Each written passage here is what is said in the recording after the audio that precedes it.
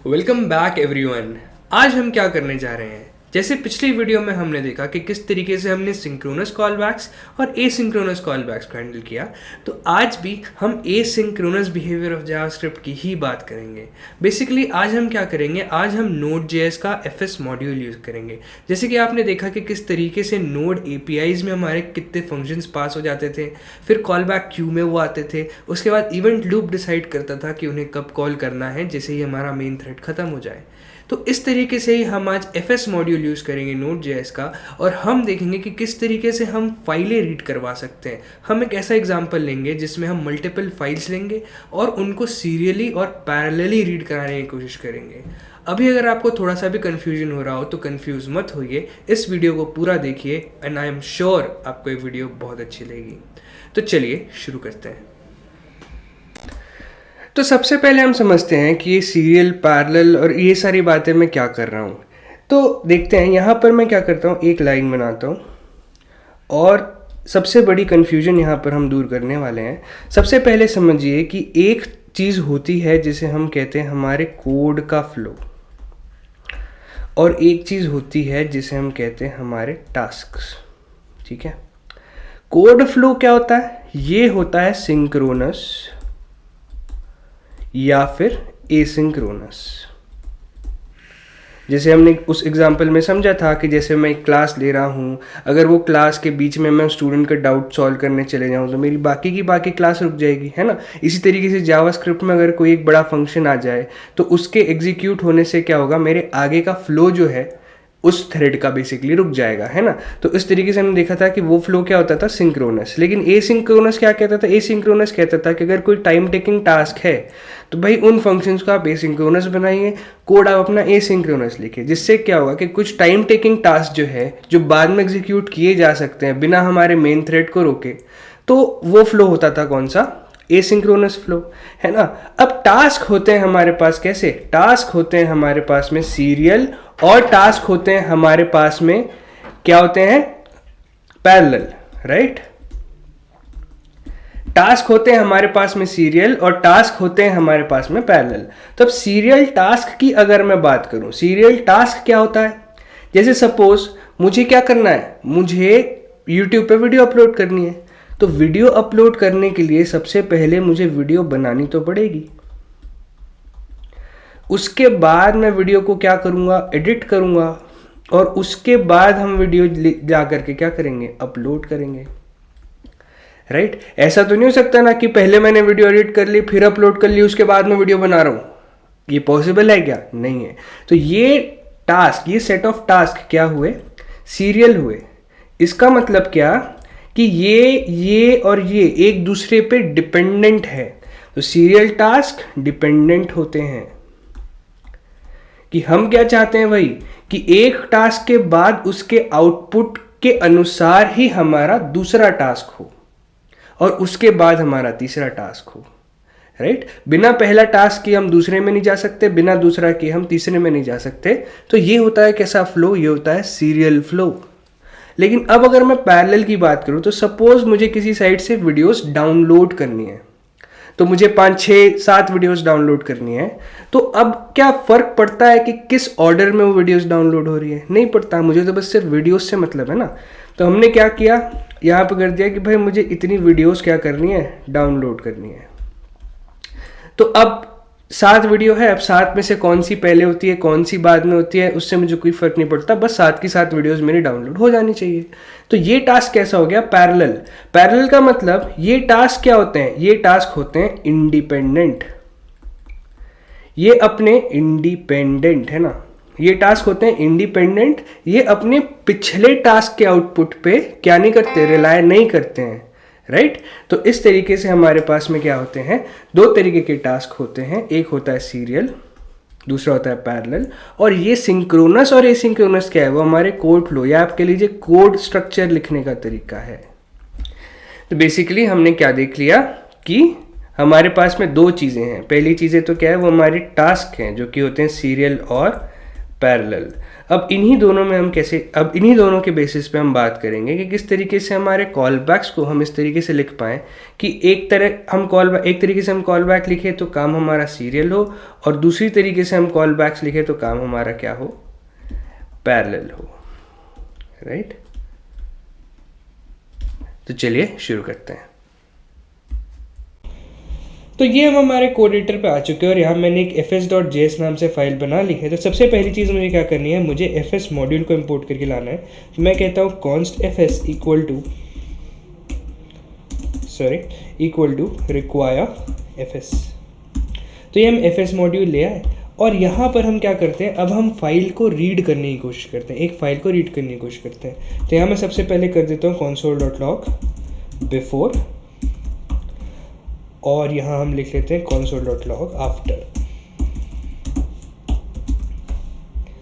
यहाँ अब मिडिल में हम हमारा fs का कोड लिखने की कोशिश करते हैं। सबसे पहली चीज़ हमें ये करना है fs.read फाइल, और fs.read फाइल बेसिकली क्या है, वो एक फाइल एक्सपेक्ट करता है हमसे। मतलब हम यहाँ पर f1.txt हमने बनाया हुआ है, उसी को पास कर देते हैं। तो हमने f1.txt को पास कर दिया और वो एक्सपेक्ट करता है हमसे एक कॉल बैक फंक्शन, और ये हमने हमारा कॉल बैक फंक्शन भी वहाँ पे पास कर दिया। कॉल बैक फंक्शन पास करने के बाद हमें क्या करना होता है, अब हमें उस कॉल बैक फंक्शन को डिफाइन तो करना होगा। तो उस कॉल बैक फंक्शन को हम डिफाइन करते हैं, हम लिखते हैं फंक्शन। ये हमने कॉल बैक हमारा डिफाइन कर लिया और यहाँ पर हम कहते हैं कि भाई ये दो पैरामीटर्स लेगा, एक तो इसका एरर, ठीक है, अगर एरर आया तो एरर थ्रो करना है, डेटा आया तो डेटा थ्रो करना है। तो हम कहते हैं कि इफ़ एरर, तो कंसोल लॉग करें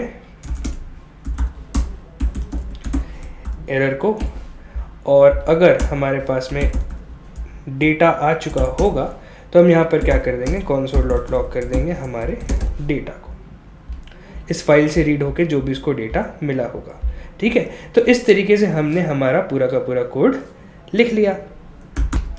तो अब हम क्या करते हैं, इस कोड को रन करते हैं। तो जैसे ही मैं गया और ये हमने रन कोड किया, fs.read फाइल क्या कह रहा है, ये fs.read file is not a function. क्यों?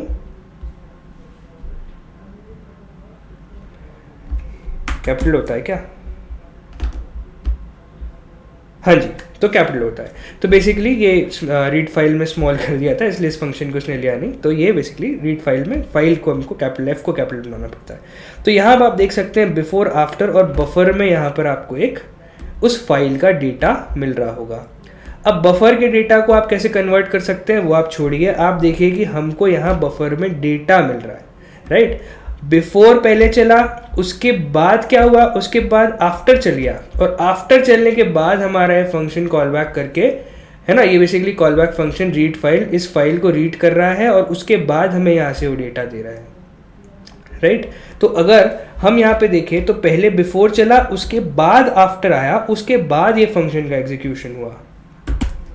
ये अगर आपको इस डेटा में कोई कंफ्यूजन हो रहा होगा तो हम क्या करते हैं, इस डेटा को किसी स्ट्रिंग के साथ कंकैटिनेट कर देते हैं, तो वो आपको बेसिकली जो रियल डेटा है वो दिखाने लग जाएगा।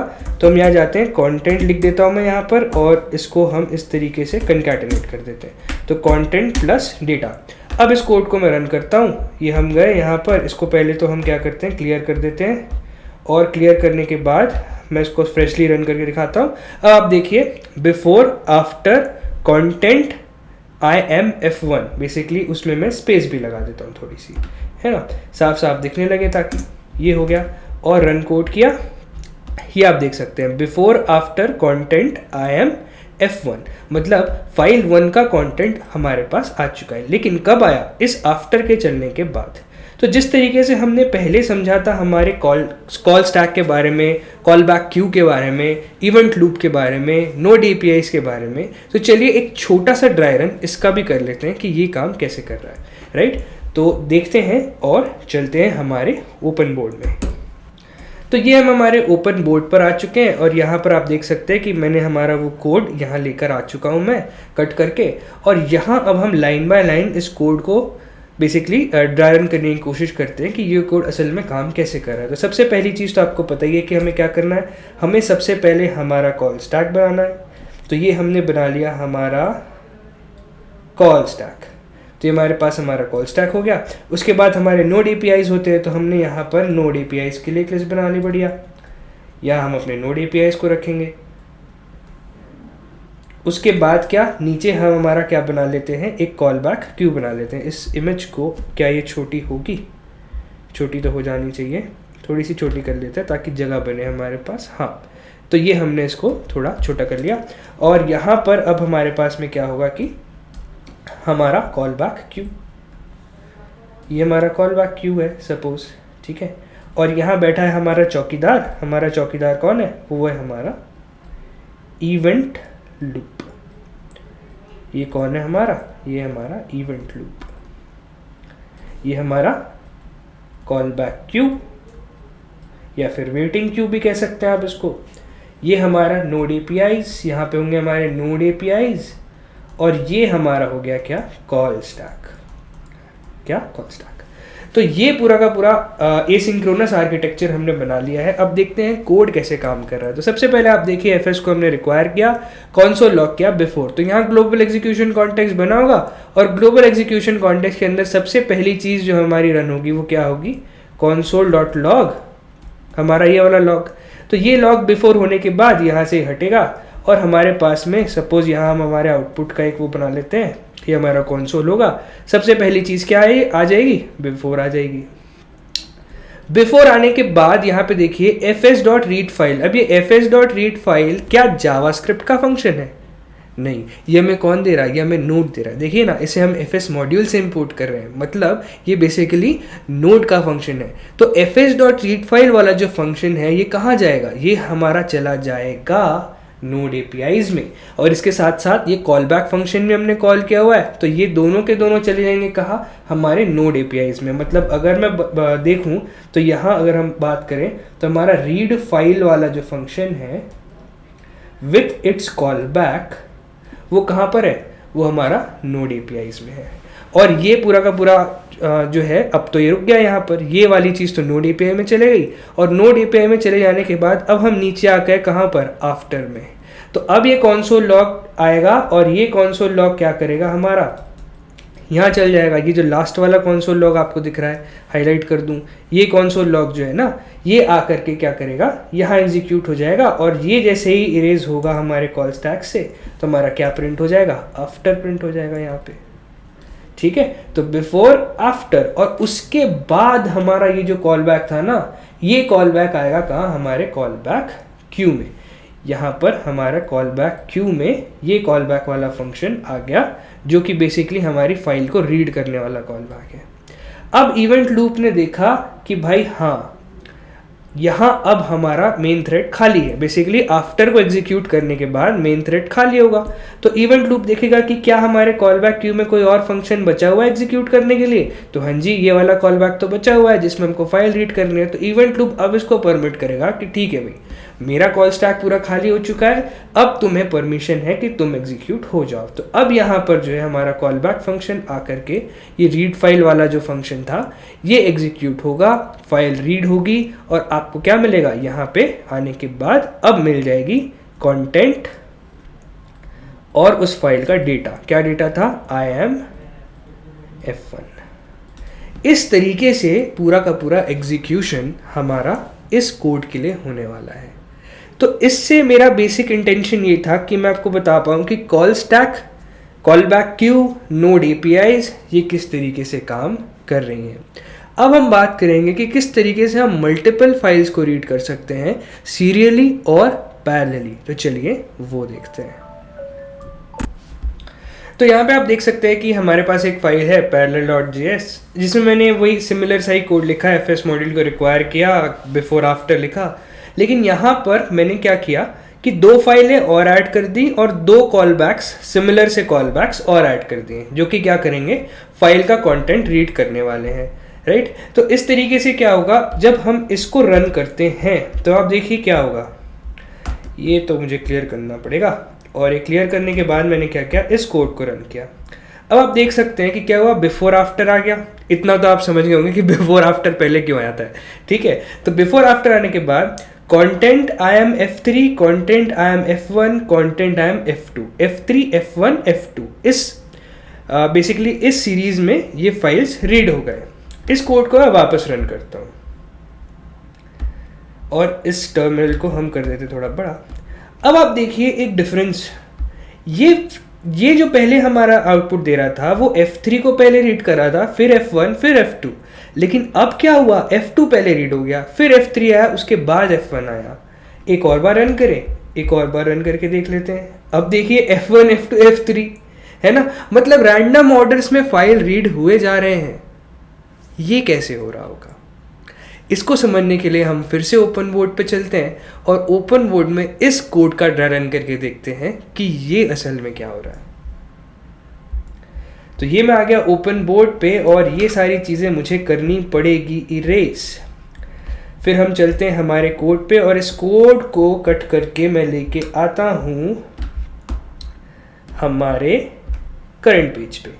तो ये आ गया कोड, आई होप क्लियर होगा, दिख तो रहा ही है, वैसे समझ में आ भी जाएगा हमें। और ये कोड को मैं क्या करता हूँ यहाँ पे रख लेते हैं यहाँ। अब क्या करना है आपको पता ही है, हम क्या करते हैं जावास्क्रिप्ट के कोड को का ट्राई रन करने के लिए हमारा कॉल स्टैक, हमारे नोड एपीआईज, हमारा कॉल बैक क्यू और हमारा इवेंट लूप, जिसको कि मैं यहाँ पेन से बना देता हूँ इवेंट लूप। ठीक है, तो इस तरीके से हो गया। लिख देता हूँ ये हमारा कॉल स्टैक, ये हमारा क्या नोड एपीआई के लिए नोड एपीआई आएंगे हमारी यहाँ, और यहाँ ये हमारा कॉल स्टैक, ये हमारा क्या कॉल बैक क्यू या वेटिंग क्यू, आपको जो कहना आप कह सकते हैं, और ये हमारा इवेंट लूप। तो चलिए देखते हैं कि ये क्या हो रहा है कि हमारी सारी की सारी फाइलें पैरेलली रीड होकर रैंडमली आ जा रही हैं, राइट। बेसिकली ये क्या है, ये पैरेलल रीडिंग है, मतलब ये हम देख रहे हैं कि पैरेलली किस तरीके से काम हो रहा है, राइट। तो चलिए देखते हैं। और यहाँ जैसे ही हम गए और हमने क्या किया कि रिक्वायर हुआ बिफोर, तो बिफोर आने के बाद यहाँ पर हमारा कंसोल होगा, बिफोर तो पहले ही आ जाएगा, है ना। आउटपुट हम ब्लैक कलर से लिख लेते हैं, बिफोर पहले ही आ जाएगा और आफ्टर पहले ही आ जाएगा। इसको मैं अब समझाऊंगा नहीं क्योंकि हम 2 बार एक ट्राई रन कर ही चुके हैं, तो बिफोर आफ्टर पहले आ जाएंगे, वो कैसे आएंगे वो आपको पता ही है। उसके बाद क्या हुआ, ये fs रीड फाइल एक फंक्शन है, तो ये रीड फाइल भी आएगा हमारे यहाँ स्टैक पे, लेकिन ये स्टैक पे तो रोक नहीं सकते हम इसको, क्यों, क्योंकि ये तो भाई नोड वाला फंक्शन है ना, नोड के लिए फंक्शन, नोड एपीआई में जाने के लिए आया ये। तो रीड फाइल पहला वाला जो है वो चला जाएगा एक यहाँ पे, ठीक है। सिमिलरली हमारा दूसरा रीड फाइल जो होगा वो भी चला जाएगा यहाँ पे, सिमिलरली हमारा तीसरा रीड फाइल जो है वो भी चला जाएगा यहाँ पे, ठीक है। सपोज ये किसको रीड कर रहा है, ये F1 को रीड कर रहा है, ये F2 को रीड कर रहा है और ये F3 को रीड कर रहा है, राइट। और सबके साथ में एक कॉल बैक लगे हुए हैं, एक में कॉल बैक लगा है, एक में कॉल बैक 1 लगा है और एक में कॉल बैक 2 लगा है। अब क्या होने वाला है, अब ये होने वाला है कि जैसे जैसे ये कॉल बैक्स एग्जीक्यूट हो जाते हैं, इस नोड एपीआई वाला जो ये हमारा बॉक्स है ना, ये कोई पर्टिकुलर ऑर्डर पे नहीं काम करता। ये काम करता है कि भाई जब भी जो चीज़ एग्जीक्यूट हो जाए मैं तो उसको कॉल बैक क्यू में भेज दूंगा, राइट। अब जैसे कि बिफोर आफ्टर तो एग्जीक्यूट हो चुका है, हमारा मेन स्टैक अब खाली है, तो अब जैसे जैसे ये एग्जीक्यूट हो जाए, सपोज क्या हुआ कि पहले F2 के लिए ये कॉल बैक रिजॉल्व हो गया, तो इसको क्या किया नोड एपीआई ने कि भाई ये कॉल बैक अच्छा इसने रिजल्ट दे दिया, इसके पास रिजल्ट आ गया, इसको पहले भेज दो। अच्छा अब 1 के लिए आ गया तो CB को पहले बाद में भेज दो। अच्छा अब 3 के लिए आ गया तो CB2 को भेज दो। अब इवेंट लूप ने देखा, अब ये तो क्यू है ना भाई, और क्यू क्या होती है, क्यू तो फीफो होती है, फर्स्ट इन फर्स्ट आउट करती है। तो यहाँ पर आप देख सकते हैं फर्स्ट में कौन सा हमारा कॉल बैक 1, तो ये कॉल बैक 1 को इवेंट लूप देखेगा कि भाई अच्छा मेरा मेन थ्रेड अब खाली हो चुका है, मेरा कॉल स्टैक पूरा खाली है, तो कॉल बैक 1 को एग्जीक्यूट कर दिया इसने पहले। कॉल बैक 1 एग्जीक्यूट हुआ तो कॉल बैक 1 किसके लिए लगा हुआ था, बेसिकली यहाँ अगर आप देखें कॉल बैक 1 वाला फंक्शन जो था वो F2 के लिए था, तो यहाँ पर अब F2 रीड हो जाएगा, मतलब F2 का कंटेंट आ जाएगा। उसके बाद कॉल बैक था, ये लगा था 1 के लिए, तो F1 आ जाएगा और सिमिलरली फिर F3 आ जाएगा। हमने एक और रन किया इसको। अब इस बार जब रन किया ये सारी चीज़ें वापस से बनी, और वापस से बनने के बाद क्या हुआ, वापस से बनने के बाद ये हुआ कि हो सकता है इस बार 2 पहले CB बाद में और CB1 लास्ट में हो गया हो, तो ऑर्डर चेंज होके क्या हो गया हो, F1 F2 F3 हो गया हो, या F2 F3 F1 ऐसा कुछ हो गया हो। जितनी जितनी बार आप कॉल करेंगे उतने उतने बार ये सारी चीज़ें फिर से क्रिएट होंगी, और क्रिएट होने के बाद क्या होगा कि जो भी कॉल बैक पहले एग्जीक्यूट हो गया हो, मतलब पहले जिसका आंसर आ गया हो, उसको कॉल बैक क्यू में डाल दिया जाएगा और उसको एग्जीक्यूट कर दिया जाएगा। तो इस तरीके से क्या हो रहा है कि पैरेलली रैंडमली हमारे सारे के सारे फाइल्स रीड हो जा रहे हैं, कोई पर्टिकुलर ऑर्डर नहीं है। तो ये थी कि किस तरीके से हम पैरेलल में, मतलब हम नहीं चाहते कि भाई कोई सीक्वेंस हो या कोई सीरीज में काम हो, हम चाहते हैं कि जैसे भी काम हो जाए बस काम हो जाए। तो हमारे सारे के सारे फाइल्स इस तरीके से रीड हो गए। अब देखते हैं कि अगर यही काम हमें एक पर्टिकुलर ऑर्डर में कराना हो तो वो हम कैसे करा सकते हैं। तो ये अब आप यहाँ पे देख सकते हैं कि ये तो हमारा पैरेलल वाला कोड था। अब इसे हमें क्या करना था, हमें इसको सीरीज में अरेंज करना है कि हम कुछ ऐसा कर दे यहाँ जिससे कि हमारा जो कोड पैरेलली चल रहा था, मतलब रैंडमली सारी फाइल्स रीड हो जा रही थी, वो एक पर्टिकुलर ऑर्डर में रीड हो। तो उसके लिए हम क्या कर सकते हैं, उसके लिए आप देखिए जो हमारे ये कॉल बैक फंक्शंस है, अगर हम कुछ ऐसा कर दें कि ये सीक्वेंस में कॉल हो, मतलब एक कॉल बैक पहले चले, उसके बाद दूसरा कॉल बैक और उसके बाद ही तीसरा कॉल बैक चले, तो बेसिकली हम ये प्रॉब्लम सॉल्व कर सकते हैं। तो उसके लिए हम क्या करते हैं, देखते हैं हमारा पहला कॉल बैक कहाँ है। हमारा पहला कॉल बैक ये रहा और वो चलता है f1txt के लिए, काफ़ी सही। हमारा दूसरा कॉल बैक का, हमारा दूसरा कॉल बैक रहा ये। तो मैं एक काम करता हूँ कि मैं इसे पुट कर देता हूँ इस फंक्शन cb के अंदर, और मुझे बेसिकली fs रीड फाइल को भी तो लाना पड़ेगा, है ना, ताकि हम आइडेंटिफाई तो कर पाए कि कॉल बैक हमें कॉल कहाँ कर रहे हैं, कॉल बैक कॉल कहाँ कर रहे हैं बेसिकली। तो हमने कट किया और कट करके हम कहाँ पे लेके आ जाते हैं इसको, इस फंक्शन cb के अंदर, कि जब कंटेंट आ जाए किसका, इस कॉल बैक फंक्शन के लिए f1txt का, तभी हम रीड करें किसे, हमारे फाइल 2 को। सेम काम हमें करना है किसके लिए, हमारे सेकेंड कॉल बैक के लिए। तो सेकेंड कॉल बैक कब कॉल होना चाहिए, हमारा ये जो cb1 है, मतलब बेसिकली वाला थर्ड कॉल बैक है, थर्ड कॉल बैक कब कॉल होना चाहिए, जब cb1 कॉल हो जाए, तो बेसिकली वो यहाँ पर कॉल होना चाहिए। और साथ ही साथ हमें fs.read फाइल जो थर्ड वाली है उसको लाना पड़ेगा और यहाँ लाके उसको पेस्ट करना पड़ेगा। ये हमने कर दिया, और यहाँ से मैं इसको थोड़ा डॉक्यूमेंट कर लूँ तो ये हमारा डॉक्यूमेंट हो गया। मतलब देखिए, जब ये कॉल बैक कॉल होगा उसके बाद इसका कंटेंट आएगा, उसके बाद ही f2 रीड होके उसका कंटेंट आएगा, और उसके बाद ही f3 रीड होके f3 का कंटेंट आएगा।